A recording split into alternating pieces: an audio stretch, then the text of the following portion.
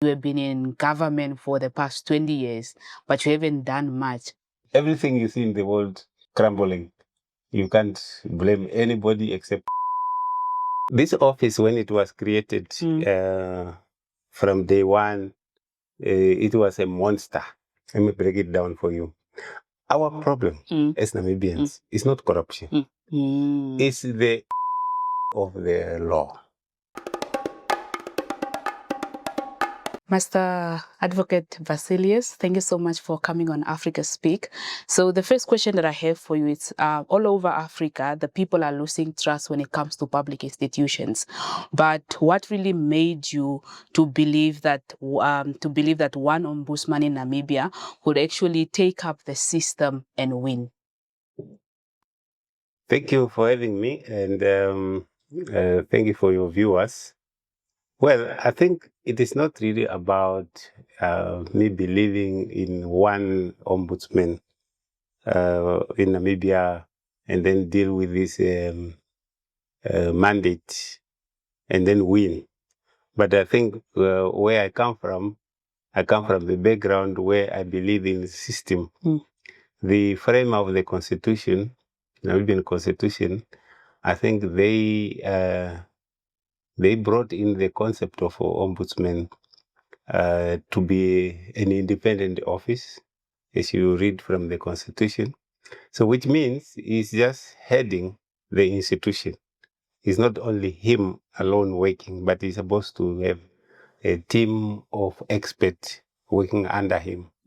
And once we get it right, how you establish the office and empower it, I think the model is actually all over the world, has been working very well. Yeah. So it okay, so even in Namibia, you are like confidently say that it has been working, and the office of the ombudsman is like. Yeah, in Namibia, it has not really been failing to say in terms of carrying its mandate, but I think it has some challenges in regard to 100% or more confidently actually carrying out the mandate in terms of the Constitution, because the office has not been given that full autonomy in terms of its operations and financial support. Because when I refer to operations, I'm referring to, when you have an office, you need to equip that office with many things, including office accommodation, tools like computers, and vehicles for that matter, because this is a office that do with investigations. It's not really office-bound operations, to say so. Now, when you don't have that autonomy, so you rely on a mother line ministry to treat you or to give you a simple assistant that they can afford. So this is where I think they had some challenges, because they didn't have really their own budget as an office. Even today, we still don't have our own budget as to plan our operations. And also for you to wake up tomorrow and say, okay, we had this complaint, we are going to send people on an emergency situation to go to region A or B. But you have to work through the ministry for you to get those approvals. So those are the challenges. But the question of how you should do your work, that one is not what I'm talking about. How you should do your work, the ministry is not concerned about that one. So they know that the person they have appointed as ombudsman is an expert, is a lawyer, so he knows what to do. So he runs the office. Okay, and I think that one actually brings me to my next question when it comes to the independence of the ombudsman. Because since taking up office, you have taken on police abuse, on cases land theft, political corruption. So I want to know, has the system tried to silence you, perhaps? Not from what I know. You know, police complaints are too many. And the reason is because of the nature of the police work. The nature of the police work is very problematic because they operate difficult as to arrest criminals, you know, to maintain law and order. And in that process, many police officers and detectives, for them to get information that they want to use their own tactics and not follow the guidelines of the police necessarily. You know, they forgot some of the things because nobody's actually watching him when he's alone with the suspect interrogating him. So this is where we found that many police actions are actually problematic. And what this office have done, we have entered into a relationship with the police general, inspector general, and we have a relationship where the senior officials from his office and my office, they sit every quarter to discuss some of the cases around the table as how to resolve them. Because when I say there are too many, for you to handle them on individual basis, you won't even come closer to how to resolve them. How to resolve them. Yeah. But then if, like, for example, if I faced a police brutality and because am I required to go and put in a case at the police station, or can I come to the Ombudsman office? And if I come to the Ombudsman office, what will be the procedures for Ombudsman, or what can happen to that if it happens that that police was actually in the wrong? And what can happen? Yeah, I think first thing which the Namibians have to understand is that Ombudsman is actually supposed to be the last resort office. Because in each and every government office, you have the right as a citizens to go and complain to that office for anything that is actually troubling you. And it is under the constitutional duty of that public office to listen to you and solve your problem. It's only when that office don't want to listen to you, don't want to solve your problem, or have tried sugarcoating it, that they have tried to help you, then you can come to the office of the Ombudsman. So it doesn't mean that when the Ombudsman is there, you can't go to the police and report case, because in fact, in terms of the Police Act and many other government legislation, any citizens who wanted to sue government, you must sue them within 12 months. So you must start with them. You must register your case with them. So that you can stop that running the prescription of your case. So if you sit at home, after 12 months you come to the Ombudsman, then the prescription have already kicked in. That you did not claim, you did not put in a case against the government. So they can't help you. But we treat cases on its own merit. Doesn't mean that you must always start with the institution. So citizens are still free to approach our office, and we will then assist them as how they should actually go about solving those cases. And like, since you take up office for the years, what are probably, if you can give us some examples of probably like political corruption cases, or maybe land theft cases that you came across such? Yeah, it's the second time that we are using the word political corruption. This office, when it was created from day one, it was a monster, meaning very big office. Corruption was part of the mandate. But the corruption mandate was removed in 2005 when Namibia established the Anti-Corruption Commission.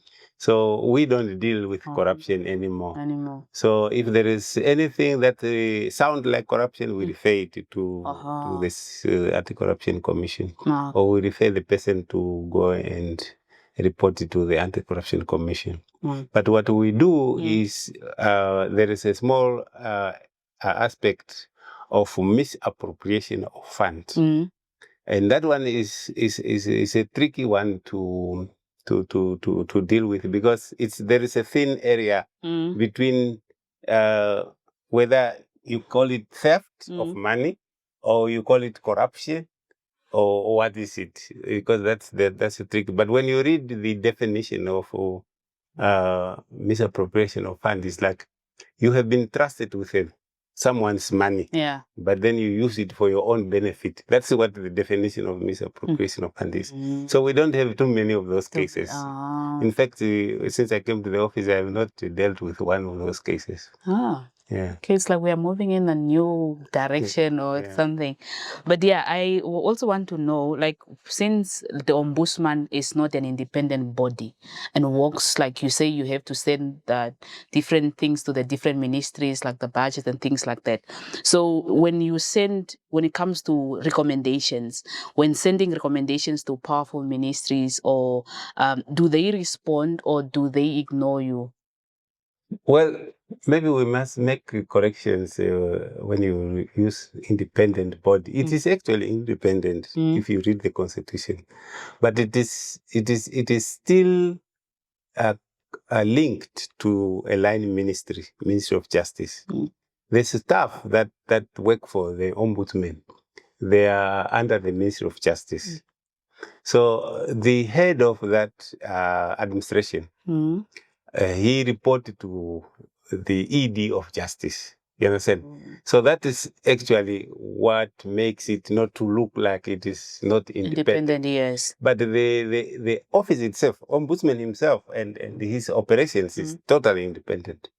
He's totally independent, but he doesn't have support in terms of financial support and other things, because everything he just look at what justice is actually giving him, which is actually not a healthy relationship. And this is where the issue of the bill is coming in now. Because the bill's main objective is really to delegate the staff from Ministry of Justice. Justice, yes. Yeah, because the Ministry of Justice is executive and the Ombudsman is not part of the executive. Oh, yeah. I see. So right now, what will be the advantage or the good thing that if the Ombudsman become detached from the Ministry of Justice? There will be huge advantages, no disadvantages at all. The advantages will be the office will have its own vote from Parliament, from the Ministry of Finance. The office will have its own budget that is approved by Parliament. Yeah, and then the office will then sit in their office with their accounting officer. And then plan for their own operations. Yeah, even procure their own furniture, procure their own vehicles, procure their own office accommodation, and recruit its own staff. Yeah, because at the moment, recruitment is also done by the Ministry of Justice. If one staff member resigns today, the Ministry of Justice, the one who runs the show, the Ombudsman has it's just being informed how far they, but you have not much that you can do about it. Yeah. So they can, like as we speak now, the deputy chief, who is a level of a director in the office, was also the same time referred to as children's advocate, resigned in 2023. So even today, that position is not yet filled. So, because we cannot push justice as we want this person. Justice, they have their own processes.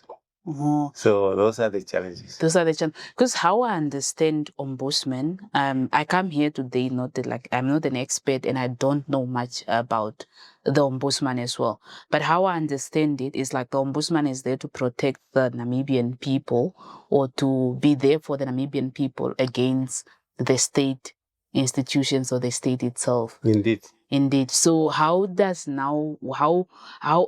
Ombudsman able to protect the Namibian people against the state if they are the part of the state? Well, it's like the court. The Ombudsman operate surely just like the court, like the police also. We are more or less sharing same role, but different space. Ombudsmen want to make sure that all public officials and institutions must follow their rules and procedures and the rule of law as it is established in terms of Namibian legal framework. Yeah. So, and when you look at a government, it's a huge organization. It is many public officials, directors, and many supervisors. So Yes.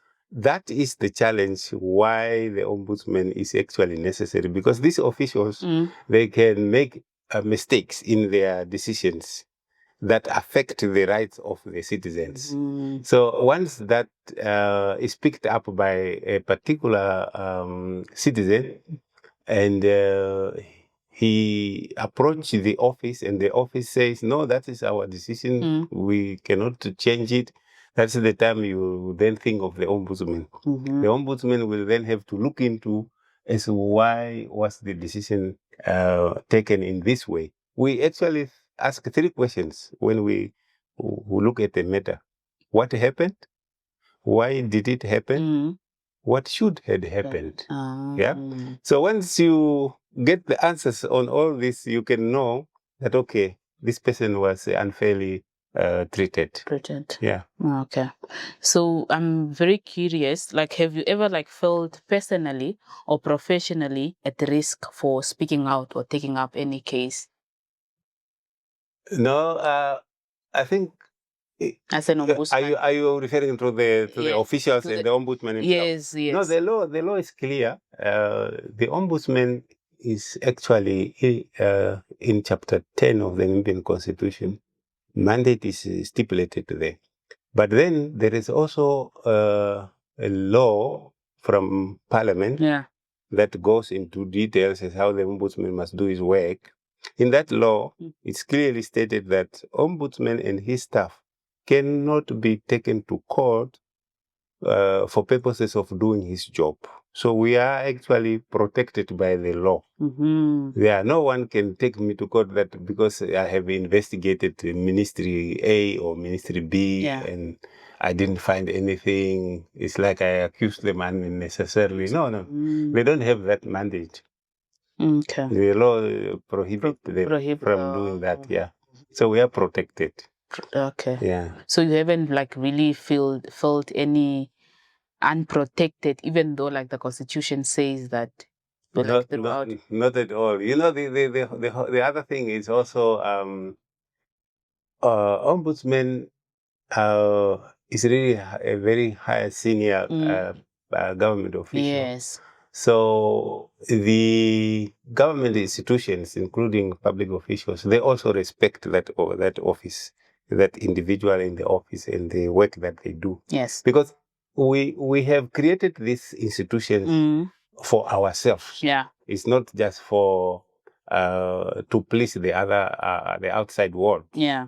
That's the point number one that every citizen must understand. Yeah. Okay. So, and I want to come to the, I read that you received about 900 plus complaints against the police throughout. So what does this reveal about our law enforcement culture in the country? Yeah, like I said, the nature of police work is problematic because if you know you live with small children at home, when you ask a child, did you do this? The first thing they do is they say, no, I didn't do it. Because the child is afraid that if she says yes, she will be chastised or be punished. Yeah. And the first thing she can think of for her not to be chastised is to deny. But all the information indicate that she's the only one who was there now. Yeah. So who did it now, if it is not you? Yeah. So you will find a way now to get the person to talk, because you can't just leave it, because you have to prevent that thing from happening again, or you want to actually hold somebody responsible for doing that. So this is basically what you see all over the world. Police they operate in the same environment. The rules say strictly that they must strictly refrain from harming a suspect or from beating a suspect. Yeah. But somehow, behind the scenes, they do these things. Yeah. Yeah. And this is why the cases of the police are actually beating the other ministries in terms of number. Yeah. But what can be done? Because this is not, it's not a right thing to do, or it's not, like, but what can be done? Yeah, but some of those cases, if I can correct you also, it's not to say that it relates to crime investigations. Yes. But also it relates to how they are treating their own members. It is some of the complaints is from their own members. They are also unfairly treating their own members, not in terms of promotions and other things. Yeah. So that's what's bringing the number up. It's not only from the general public, but also from within the police themselves. Yeah. Okay. So let's talk about the fishing quota scandal. The fishing quota scandal exposed ministers that were actually allocating resources to themselves. So what did the case teach about how the power actually operates in the country? Probably if you can also just give us a brief on that. Well, I'm not so sure whether I understand the question, but the fishing quota issue, I think when you look at it, let's first break it down. I think the first part is the law is the Act of Parliament is there that allow the minister or government to allocate fishing quotas to individuals and to companies, etc., etc. So the first thing that we need to ask is whether that arrangement is still working perfectly as it was intended. Yeah. So my view is that maybe the intention in the beginning was good, but the problem is, as I see it, people who have been given fishing quotas, let's say a group of 20 people, they are still stuck in the system after 20, 25 years. Yeah. And nothing is really happening to change their economic status or their social status, because government is not monitoring is what is happening to this money that these people are getting out of fishing quotas. Yeah. And then the other people who have not got those fishing quotas, they are cut off now, because this group is still there 20 years, 25 years, they are still the same people.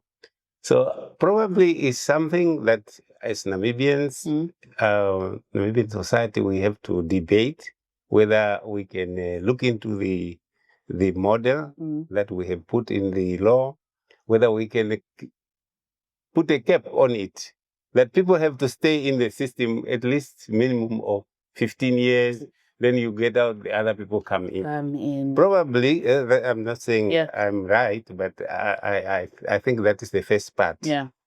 The second part of it is whether you want to call it corruption in the fishing quota. I think it's the question of whether you want those who are making the law also to benefit from the same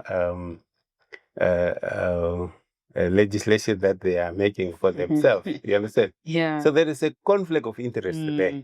If you are the lawmaker, how do you make a law that will favor you?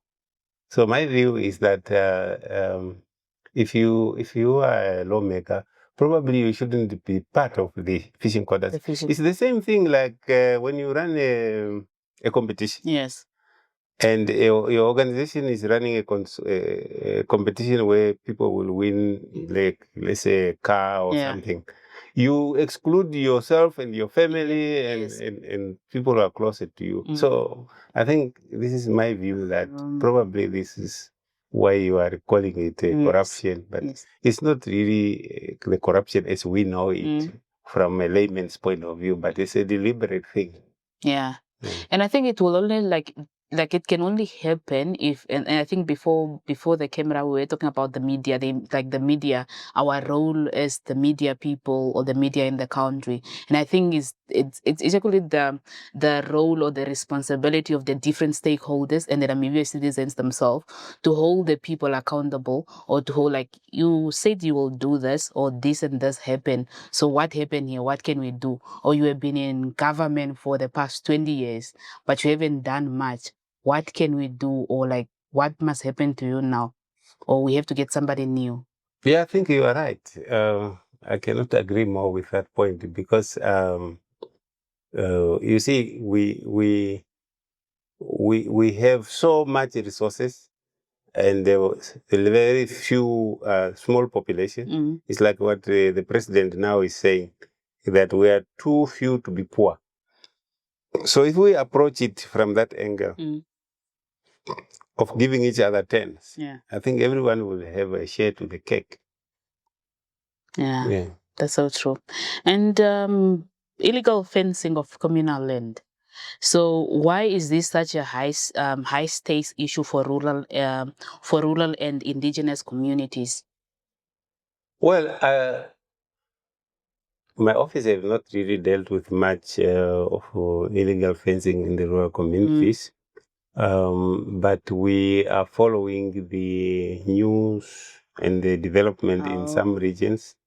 But I think what is happening in the some regions, in the communal areas, is that some communal areas have enough grazing areas, grazing lands. But those communities, the predominant community that live there, they don't have a livestock. Yeah. So then the other communities that have enough livestock or more livestock, they look at that area that this is a potential. Yeah. And then they get into kind of informal agreement with some of the communities. Yeah. But when they get there, they then start to fence. Yeah. That's where the problem starts. Because the communities are accommodative. Yeah. They want to accommodate other people. Yeah. They don't want to be selfish. Yeah. But then these communities, when they come, they then think that, oh, now this is my chance for me to get for myself a piece here. Yeah. I recently visited a community of the San people in Kam, Kavango West region. Okay. I saw some livestock in their land grazing, and I asked, is this your cattle? They said, no, these are people who came to, they use the word, they are renting the land from us to graze their livestock. Then I asked, renting in terms of fee, how much are they paying? They couldn't tell me. So then I knew that they are not paying. So then I knew they are not paying. So maybe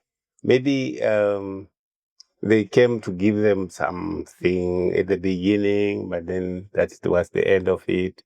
But if if that gentleman, the owner of those livestock, decide that, okay, I just wanted to fence this part, this is how it starts. Because I think it starts with the consent of the community themselves. Yeah. And I think, like, coming from the north, the side of Ngwena and all that, and I think people there, they always see the Kavango region as like a very good grazing area. And so, like, we always send our cattle up there, or like above the borders in Angola, for them to go and do the grazing. And then I think now that's when now gradually they move it, fencing the area and all that. Yeah, no, you are right. You are right. In fact, I think we need to have a big debate on the land issue. There are so many communities who have enough land, but others have nothing. So I think this is where the debate should start. I do not see why we should be selfish. We're not sharing the land itself. But yeah, it is a matter of really talking to each other. Because if you look at the per capita, per head, Namibia in the world is a country that have more land than the people. Yeah. Yeah. Of course, you can argue that maybe half of the country is semi-desert, but it is not true. A large part of the northern part is also uninhabited. Exactly. So all what we need there is really water in those areas. Then people will really go into those areas to graze their livestock. The reason why we are concentrated to one spot is because of water issue. Yeah. Okay. And so you recently also clarified that the Angolan children that are actually selling the handmade crafts by the road, they do not meet the legal definition of child labor. So can you explain your reasoning and what are your current investigation actually revealing? Well, it's a good question. The office did look into the Angolan children. Or the children in the street. Yeah.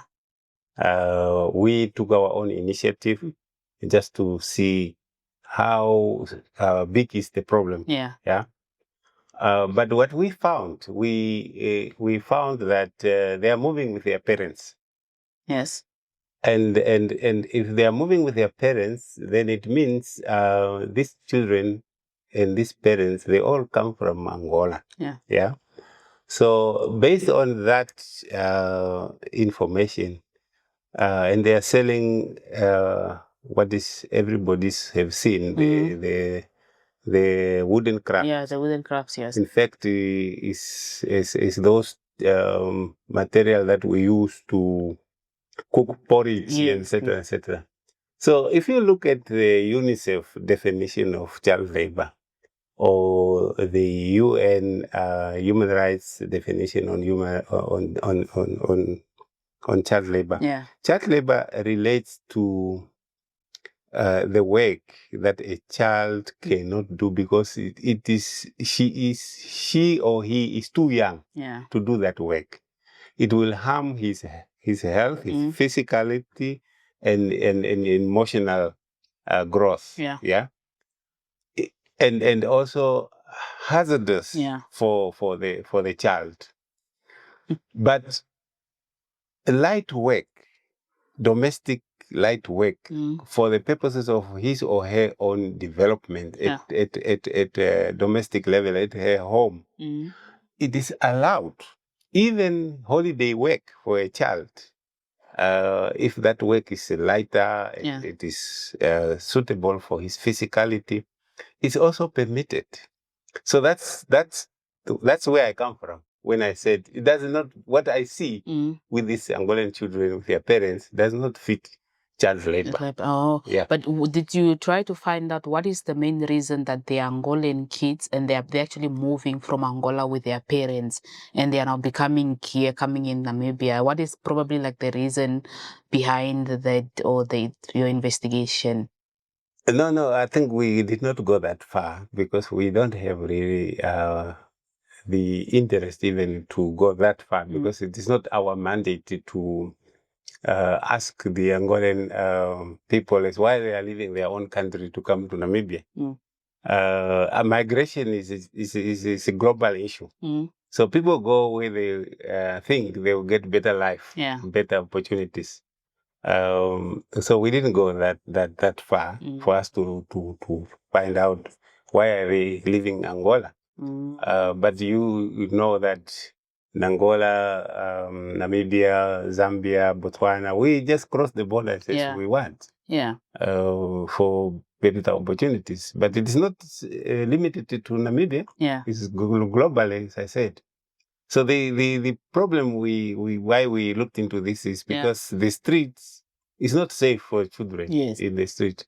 And that's why we looked into it. Is what is actually these kids, what are they doing, and where they are coming from? Yeah, because if you travel, especially like in the evenings during the night around 10 o'clock there and all that, and you go like even by Stop and Shop and those areas, you will find them sleeping there or making fire even by the clinic and sleeping by the boxes and all day. But I just wanted to find out, but you said it's not like the Ombudsman's mandate. But probably I will ask now the relevant bodies, maybe the government, to see what has been done so far and what is the reason that they're actually doing. And probably if the Angolan government was also informed of the situation that is actually now in Namibia, because they are now occupying most of the towns. Yeah, no, that one is really correct. It is the mandate of the Ministry of International Relations, in our case, to engage their Angolan counterpart. They can involve to the embassy, but generally, it is the diplomatic issue, this one. Yeah. Okay. So I was watching your interview for a few years, your public interview a few years back, when you came into Ombudsman, and you mentioned something like very intriguing. You said that Namibia doesn't lack legal solutions, but then it lacks the thinking. We lack thinking. So what did you mean by that? Well, I'm happy that you asked that question again. You see, from all the platforms that I have been, international and local, people always praise Namibia for good legislation that we have, good laws that we have. Yeah. But then they say our problem is implementation. So implementation comes with the thinking now. You understand? So from everything you see around you, except heaven and earth, the rest came from thinking, from a thought. After thought, then action, then they have come up with something. If you go even here in Windhoek, all the neighborhood, you can start everywhere.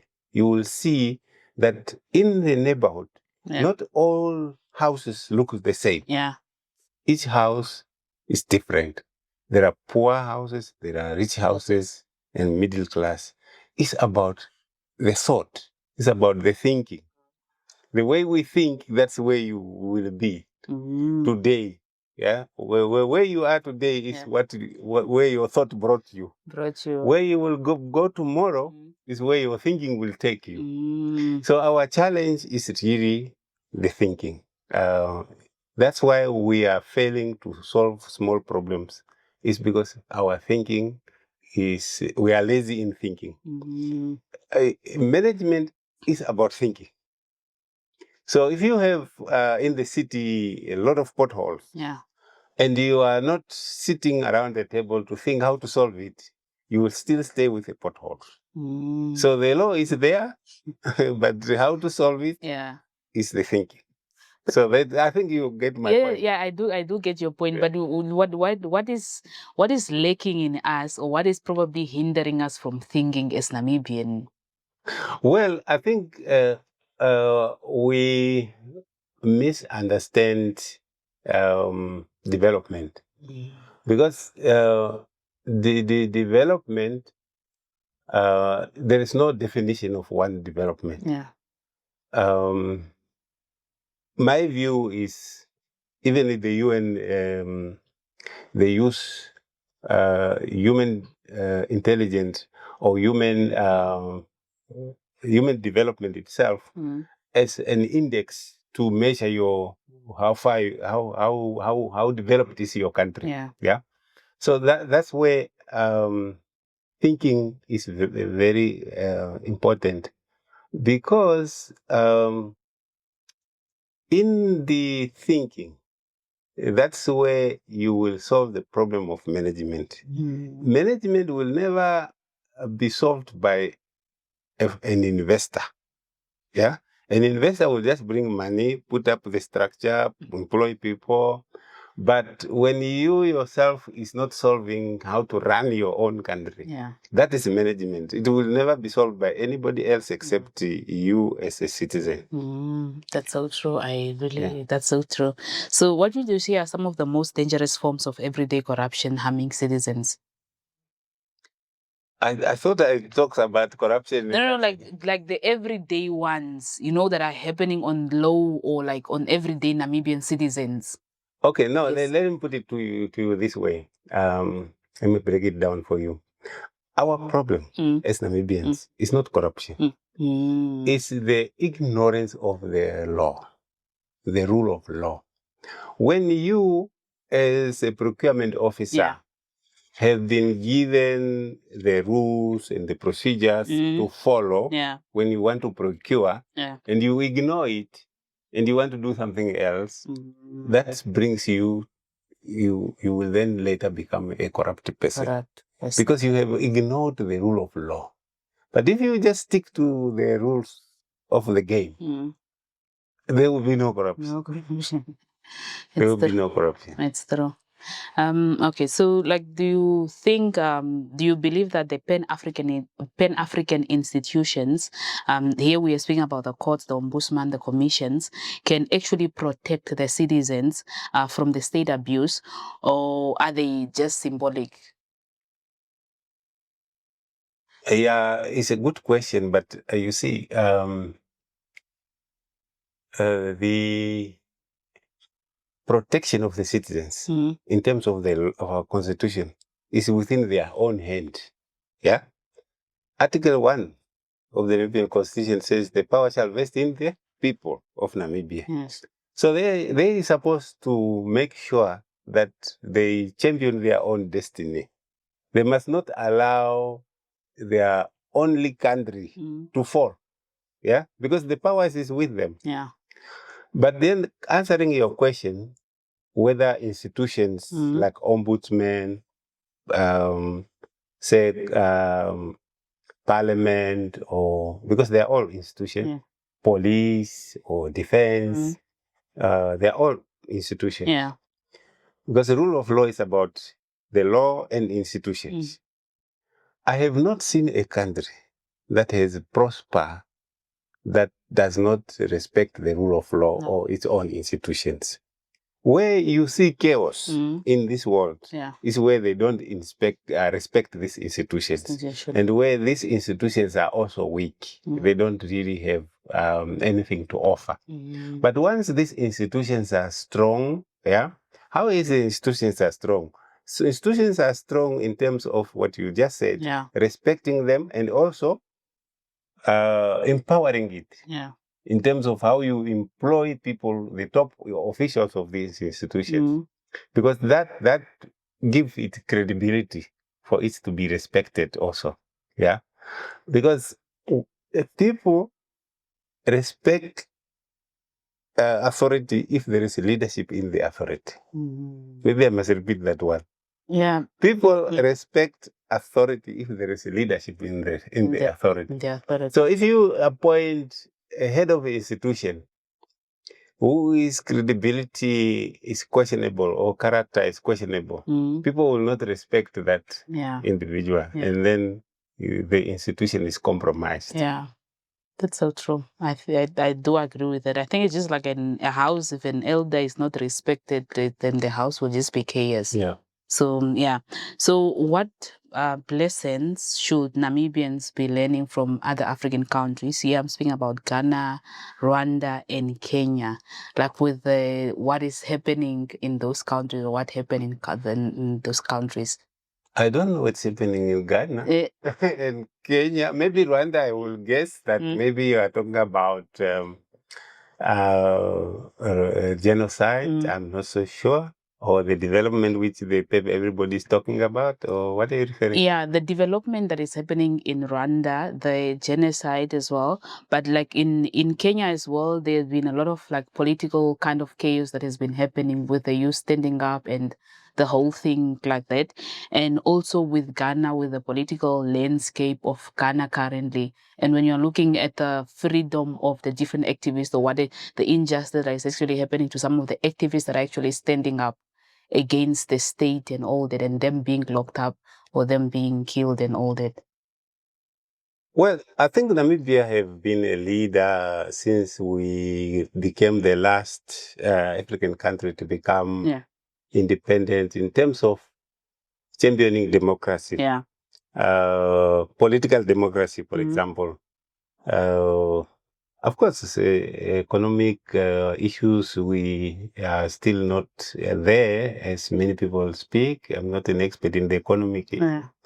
But political democracy, I think we have done very well because of how we respect the rule of law. Yeah.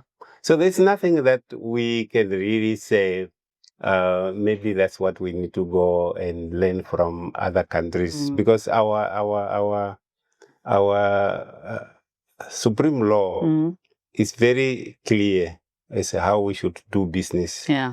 But countries always learn from other people the best practices of how to do things. So if there is anything that Ghana is doing which is good, Namibia can go and learn from it. That's why we have diplomatic relations.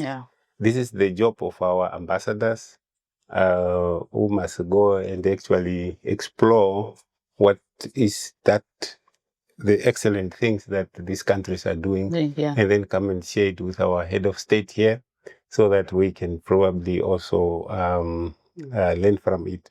But I think for now, I think Namibia must just continue the path with a political process where we tolerate each other when it comes to elections or during election processes. There's no violence, there's no arresting of opponents or beating of opponents. So that I think, maybe in terms of development, I agree that we can learn from other people as what are they doing good in terms of providing shelter for their people and getting rid of this lack of sanitation. That's where we are really not doing well as a country. We can do a lot of benchmarking to see how others are doing very well there, who are having even a bigger population. I think that's my take on your question. Okay. So before we actually go to the session where we talk about you, because we also want to understand you, the man behind the mandate, I think one of the questions that I have is like, who, if there's anyone or any institution within probably like government that really stood with your office, like who will that person be, or who are those institutions or those people that really stood with your office? Well, I think what I said earlier is important. The ombudsman really is like in the crown of those who make sure that the rule of law is respected. The judiciary, the police, the courts, we are in the same space. So the judiciary give the support to the office very, very strongly. The police the same. Every time the police have their conference, they call the ombudsman to go and share and share our observations, how they see things going. So I think the top office in the country also, even though it is it is just far from our operations, but it is always knows that its citizens, once they have complaints, they must go to that office. So I'm referring to the State House. They always know that the office of the ombudsman is there. It must do its work. So I mean, the executive majority of them, they understand. Recently, I paid a courtesy visit to the president, and I shared with her that we pick up some reluctance from certain ministries not responding to our questions, and she encouraged me to write a letter to her so that she can then bring it to cabinet, and cabinet will then give directives to the executive directors that they must always respond to the ombudsman's letters. Okay, that's great. So now we come to understand like who is Advocate Basilius. outside the office, what value shaped your early life? Well, as for that, Basilius Dyakugha is actually have a village background. Oh, okay. I come from Kavango East. I did not grow up in the urban area. Grew up in the village. So the first time when I came to town is when I went to my secondary school. So Rundu or Rundu Secondary School. And there is a very important motto for that school. The school says, the school's motto says, "Nondunge ugabo." So this is exactly where I get this thing of knowledge is power. Yeah. Oh. So to literally translate it, it says knowledge is power. But if you translate it, because nondunge ugabo is in Rukwangari, it says knowledge is wealth. That's what it means, in that Rukwangari sentence. But which is true. So I come from a family where my father was the headman of a village, and I used to watch when he presided over dispute in the village. I grew up in an environment where we used to assist each other, everybody in the village, yeah. You have to assist them plowing their crop fields, yeah. Even if you don't have means to cultivate your crop field, the other will assist you. So I came from that background where everybody has to, on par with the others. No one must be left out, and even if you don't have some means to survive, the others will assist you to survive. So I came from that background. And would you say it's still like that? Because, like, I don't know, life back then, when people talk about it, was just like there was that unity, that ubuntu that people say. But now when I look at our current communities, like we are not really there for each other. Would you say it's still the same? The community that we grow up in, people still help each other, people are still there for each other. Yeah, you must remember that those villages are still the same setup. Those communities are still the same people living there. So what is lacking is just those who now came out of this community and started to become teachers and senior government employees. They are the ones who are not going back to bring that culture together. So I think in some communities it is happening, because you know that they tried to do what they call Christmas parties and those things. I'm not really fond of those things, but what I do in my community is really I want to bring that bond stronger. Back in the days, before I even became an ombudsman, at our village we have NAM water that provide the water to the school, but then the communities around it, they started to pull water from the source. So I also started to share that same resources with the community that cannot pull water from the school with my own money.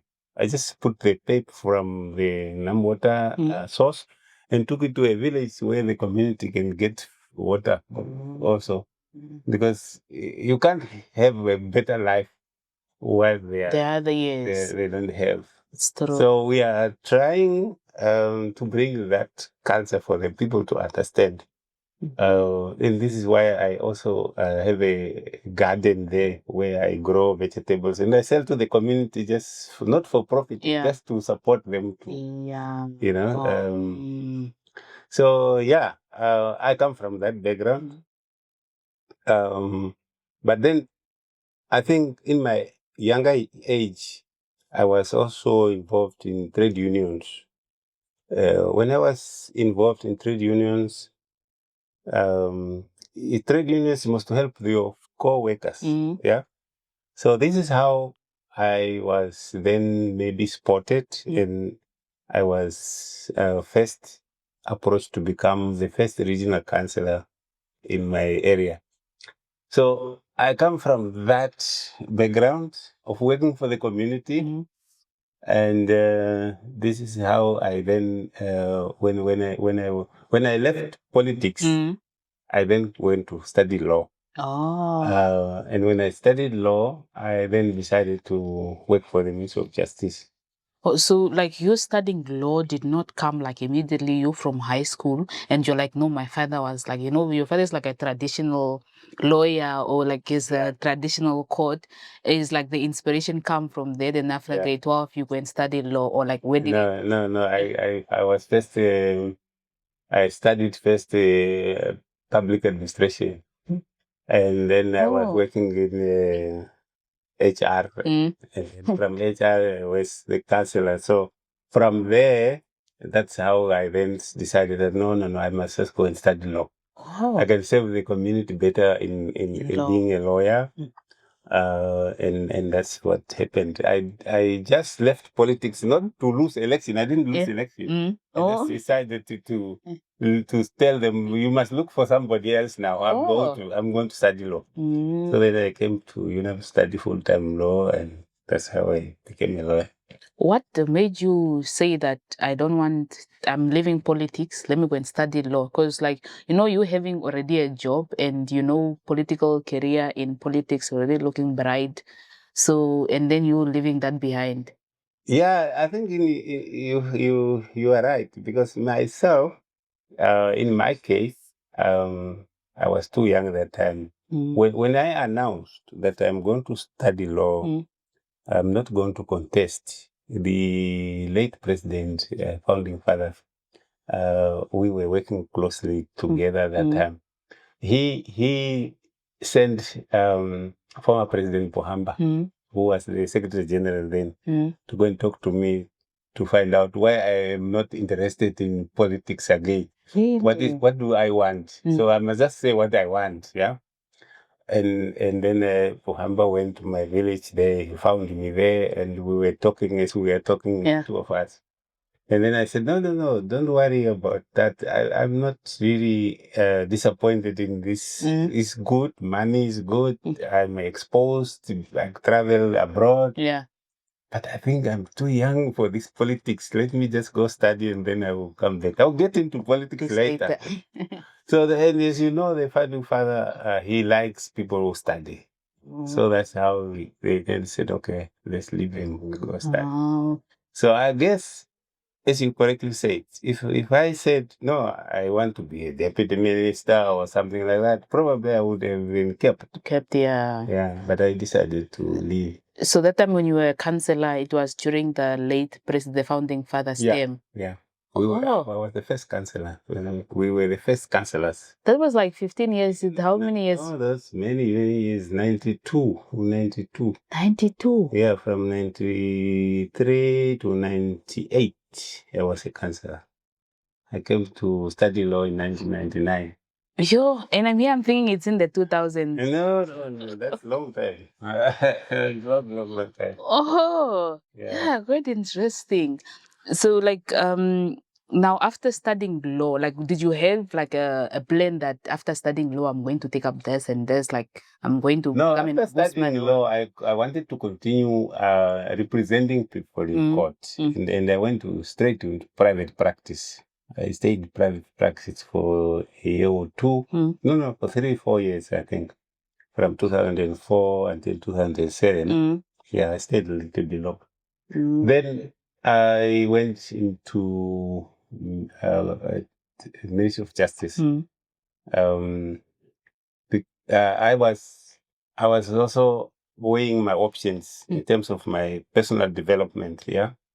So because I was in the business before when I was a councillor, I get into the tourism business.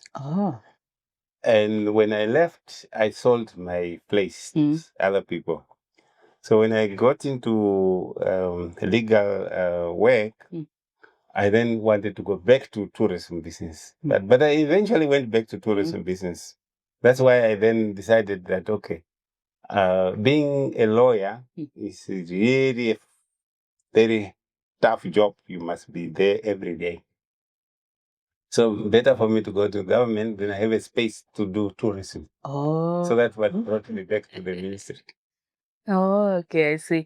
And then, like, being a lawyer, you say like you need most of the time you need to be present there. Yeah. It takes most of your Weekend, time. everything. Then you have to work so hard to make the money and things like that. Yeah, if you are not there, nobody makes money to Yeah. I see. So what do you think are some of the moments in your legal or civil service career that really prepared you for this watchdog role? Well, I think in the Ministry of Justice, I was thrown into the directorate where I must be the head of human rights. And that directorate was really an exposure. I was responsible for representing government at the UN, human rights treaty bodies, Commonwealth meetings, African Union. So I was traveling the whole world. And that was, no doubt, I was sharpened to be an expert in human rights issues. Yeah. And then from there, that's when you also, is that where you went directly into ombudsman, to become an ombudsman, or you took up other? No, when there was a call for people to apply for the position of ombudsman, because the sitting ombudsman was retiring. Yeah. And then I weighed my options. I considered myself qualified. Then I just tried. I actually didn't even realize that they were shortlisting me. Yeah, because I didn't know what are the criteria they use to select people. But I was confident enough in terms of the word human rights that there is no way I can be sidelined when it comes to human rights issues. Yeah. Because I was really one of the knowledgeable people in government when it comes to human rights issues. Interesting. So, like, during your whole time, or your life, your career as well, have you ever doubted your path, and what kept you going? Yeah, no, I think one thing people must understand is that as an individual, you always have to work for yourself. You are not working for anybody. Yeah. You are working for yourself. Even if you are working for a ministry or a company, that company is just paying you. Yeah. So what you need to do is you need to work for yourself. In other words, you need to be on top of your work. You must know your work. Yeah. So that they cannot doubt you. They cannot ignore you.